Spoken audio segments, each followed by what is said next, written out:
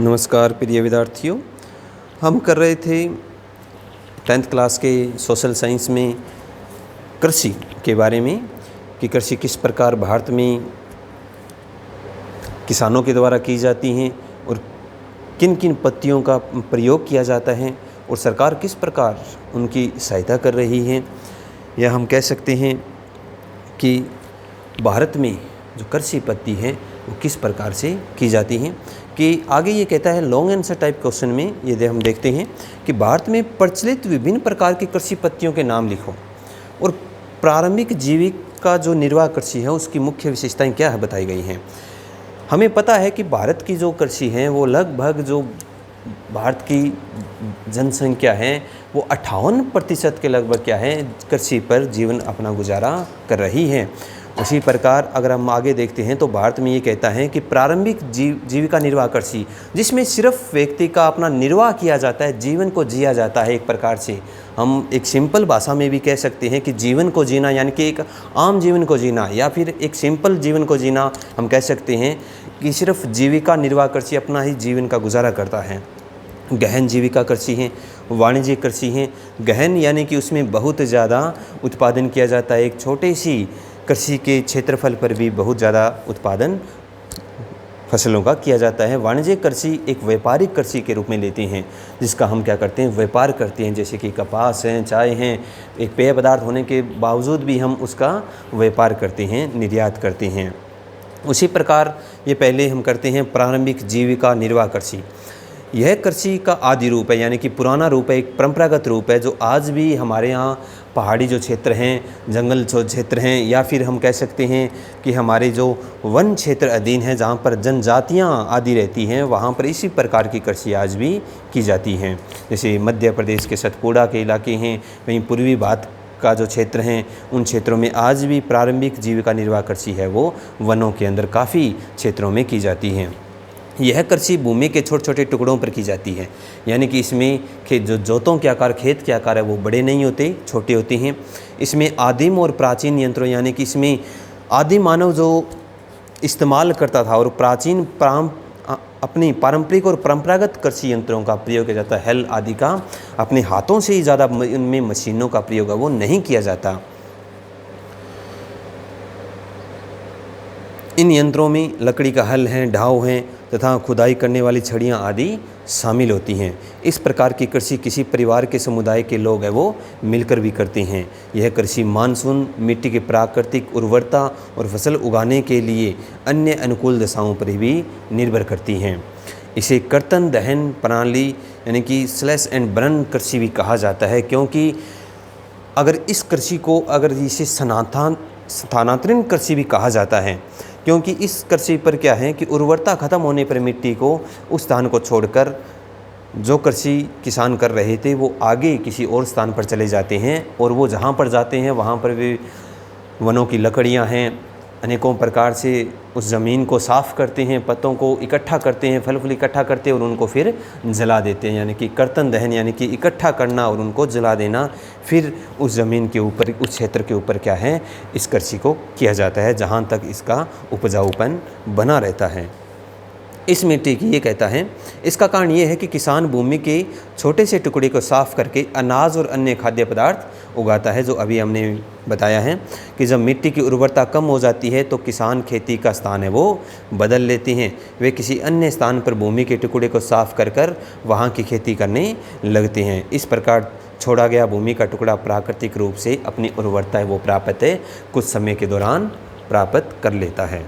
इस प्रकार की कृषि में भूमि की उत्पादकता है वो काफ़ी कम होती है, क्योंकि यहाँ पर उर्वरकों का और अनेकों प्रकार की जो आज टेक्नोलॉजी जो कृषि हो रही हैं, दवाइयों का प्रयोग किया जाता है, जो ज़्यादा से ज़्यादा उत्पादन लेने की कोशिश कर रहे हैं किसान, उनका बिल्कुल भी प्रयोग नहीं किया जाता। ये एक क्या है, ये एक परंपरागत और आदिम तरीके से कृषि है वो की जाती है।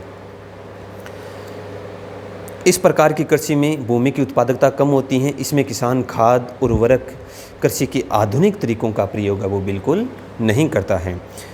प्रारंभिक जीविका निर्वाह कृषि में किसान उतना ही उत्पादन करता है जितना उसके निर्वाह के लिए आवश्यक होता है। भारत के भिन्न भिन्न भागों में इस प्रकार की कृषि है वो अलग अलग नामों से भी जानी जाती हैं। जैसे कि उत्तर पूर्वी राज्यों में असम, मेघालय, मिज़ोरम और नागालैंड में इसे क्या कहते हैं, झूम कृषि कहा जाता है, झूम की खेती कहा जाता है। छत्तीसगढ़ के बस्तर ज़िले में और अंडमान और निकोबार में इसे क्या कहा जाता है, दीपा कहा जाता है। वहीं राजस्थान में इसे वाल्ट्रे कहा जाता है।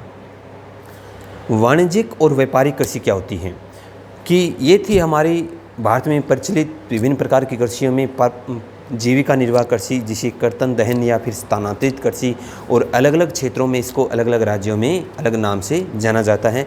उसी प्रकार हमारी वाणिज्यिक और व्यापारिक कृषि है।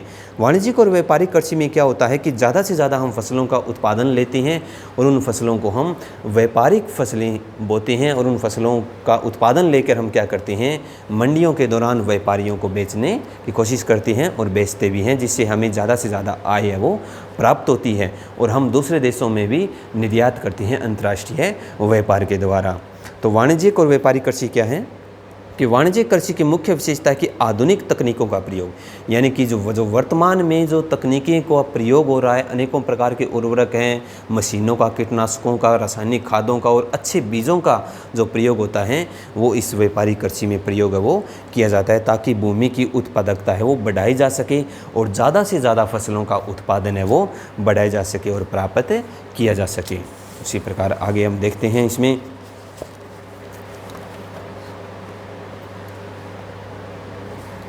कि व्यापारिक और वाणिज्यिक कृषियों में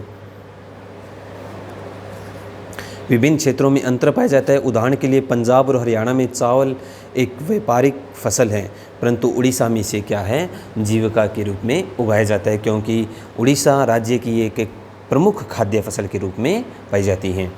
रोपण कृषि भी एक प्रकार की वाणिज्यिक कृषि है। इस प्रकार की कृषि में एक व्यापक क्षेत्र में ही फसल है वो उगाई जाती है। जिन फसलों को रोपा जाता है एक प्रकार से, जैसे कि गन्ना है, रबड़ है, चाय है, जूट, पटसन, केला, सेब आदि क्या है, बागवानी और रोपण फसलों में शामिल होती हैं, जिनको किसान अपनी ज़मीन के अंदर ज़मीन को थोड़ा बहुत खोद के वो क्या करते हैं, अनेकों प्रकार के यंत्रों के द्वारा रोपाई करते हैं और फिर उनका उत्पादन लेते हैं।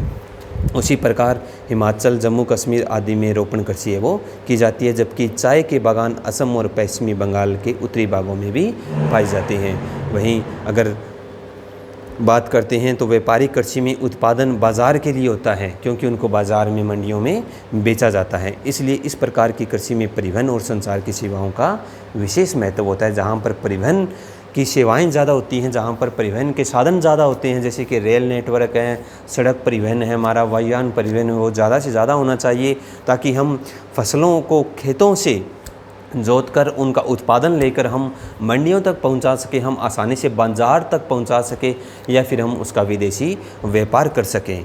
इसके लिए परिवहन के साधन और संचार के साधनों का विशेष महत्व होता है इसके अंदर। इन्हीं साधनों द्वारा ही बागानी क्षेत्रों को संसाधित करके आज उद्योगों तथा बाज़ारों से जोड़ा जाता है। आगे अगर हम बात करते हैं तो भारत की शस्य ऋतुओं के संक्षिप्त वर्णन कीजिए कि भारत की जो शस्य ऋतुएं हैं वे कौन कौन सी हैं।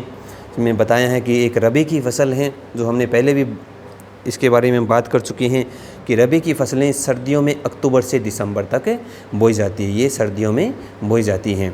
गर्मियों में अप्रैल से जून तक इसको काट लिया जाता है इन फसलों को, जैसे कि गेहूं है, जौ, मटर, चना, सरसों रबी की क्या है आज महत्वपूर्ण फसलें हैं। ये फसलें भारत के अधिकांश भागों में उगाई जाती हैं, तो भी गेहूं और रबी की अन्य फसलें भी उत्तरी और उत्तर पश्चिमी भारत में विशेष रूप से आज उगाई जाती हैं। इन भागों में पंजाब, हरियाणा, हिमाचल प्रदेश, जम्मू कश्मीर, उत्तर प्रदेश और उत्तराखंड आदि राज्य है वो आज शामिल हैं। इन भागों में सर्दियों में होने वाली जो चक्रवातीय वर्षा है वो रबी की फसलों के लिए क्या है विशेष और लाभकारी होती है। ये वर्षा बिल्कुल कम होती है, लेकिन ये कम वर्षा ही क्या करती है फसलों के लिए बहुत लाभदायक होती है। जैसे राजस्थान में अगर ये फसल होती है, अगर ये वर्षा होती है तो इसे मावट के नाम से जाना जाता है। जो हमारे पश्चिमी जो विक्षोभ हैं, जो भूमध्य सागर से चल कर आते हैं, उनके द्वारा ये थोड़ी बहुत सर्दियों में वर्षा होती है, जिसके कारण क्या है हमारे यहाँ गेहूँ और आदि जो रबी की फसलें हैं उनका उत्पादन काफ़ी होता है। पंजाब, हरियाणा, उत्तर प्रदेश और राजस्थान में कुछ भागों में हरित क्रांति ने रबी की फसलों को क्या है आज बहुत ज़्यादा प्रोत्साहित किया है।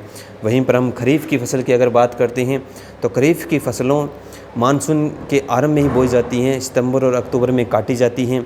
इस शस्य ऋतु की मुख्य फसलें हैं वो चावल है, मक्का है, जो हमारे यहाँ गर्मियों में बोई जाती हैं।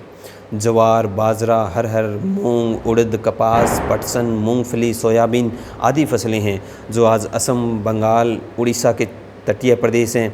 वहीं आंध्र प्रदेश, तमिलनाडु, केरल, महाराष्ट्र, उत्तर प्रदेश और बिहार राज्यों में उगाई जाती हैं। पंजाब और हरियाणा में चावल और कपास की खेती है वो विशेष रूप से यहाँ पर ली जाती हैं। कोंकण तट जिसमें गोवा है हमारा, कर्नाटक का भाग है, केरल का भाग भी को शामिल होता है। इसमें विशेष रूप से ये विखायत है जो हमारे तटीय भाग है, समुद्र के किनारे पर जो भाग हैं, हाल में ही यहाँ पर वर्ष में 3 फसलें हैं वो उगाई जाती हैं। जैसे कि हम बात करते हैं तो कि असम और पश्चिम बंगाल और उड़ीसा में जो चावल की जो 3 फसलें हैं उसमें ओस, अमन और बोरो इस साल में प्रमुख 3 फसलें हैं वो ली जाती हैं। वहीं जायद की फसलें हैं। जायद की फसलें इनका बीज का जो समय होता है, रबी और खरीफ ऋतुओं के बीच से जो गर्मी की एक छोटी सी अवधि होती है उसे जायद ऋतु भी कहा जाता है। इस ऋतु में उगाई जाने वाली कुछ जो फसलें हैं वो ज़्यादातर हमारे फल फूल और क्या हैं सब्जियां उसमें शामिल होती हैं, जिसमें तरबूज, खरबूजा, ककड़ी, सब्जियां आदि सब्जियां, अनेकों प्रकार की जो सब्जियां आज हमारे यहाँ बोई जाती हैं और चारे की फसलें हैं वो ली जाती हैं। गन्ना एक ऐसी फसल है जो सारा साल है वो उगाया जाता है, उसको एक चारे के रूप में भी, एक खाद्य फसल के रूप में, और गन्ने से जो प्राप्त हमें चीनी, गुड़, खांड सारी हैं, अनेकों प्रकार के पेय पदार्थ भी हमें प्राप्त होती हैं। तो आज के लिए इतना ही students, thanks, have a nice day.